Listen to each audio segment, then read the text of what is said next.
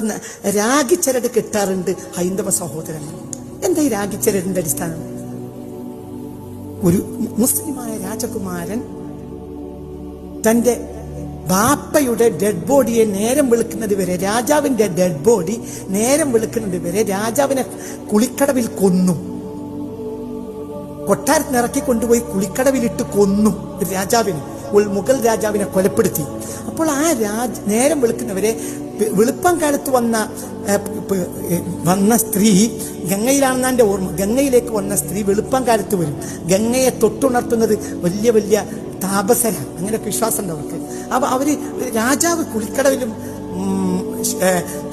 കൊല ചെയ്യപ്പെട്ട് കിടക്കുന്നത് കാണാം. അപ്പൊ മടിയിൽ രാജാവിന്റെ തല കയറ്റി വെച്ച് വെളുപ്പം കാലം വരെ, വെളുക്കുന്നത് വരെ ഇരുന്നു. പിന്നീട് നാട്ടുകാർ വീഴുമ്പോൾ ഈ സ്ത്രീ രാജാവിന്റെ, ഈ അറുത്തട്ട രാജാവിന്റെ ശിരസ് തന്റെ മടിയിൽ വെച്ചിരിക്കുന്നത് കാണാം. അങ്ങനെ രാജാവിനെ സംസ്കരിച്ചതിന് ശേഷം രാജകുമാരൻ ആദ്യമായി ഔദ്യോഗിക ബഹുമതിയോടുകൂടെ കെട്ടിക്കൊടുത്തതാണ് രാഗിച്ചരട്. അതാണ് അടിസ്ഥാനം. തന്റെ ബാപ്പാടെ മയ്യത്ത് നേരം വെളുക്കുന്നത് വരെ സംരക്ഷിച്ചു എന്ന സന്തോഷത്തിന് രാജകുമാരൻ ഹിന്ദുവായ ധർമ്മനിഷ്ഠയുള്ള സ്ത്രീക്ക് സമ്മാനമായി കെട്ടിക്കൊടുത്തതാണ് രാഗിച്ചരട്. സൗഹൃദം അത്ര വലുതാണ്.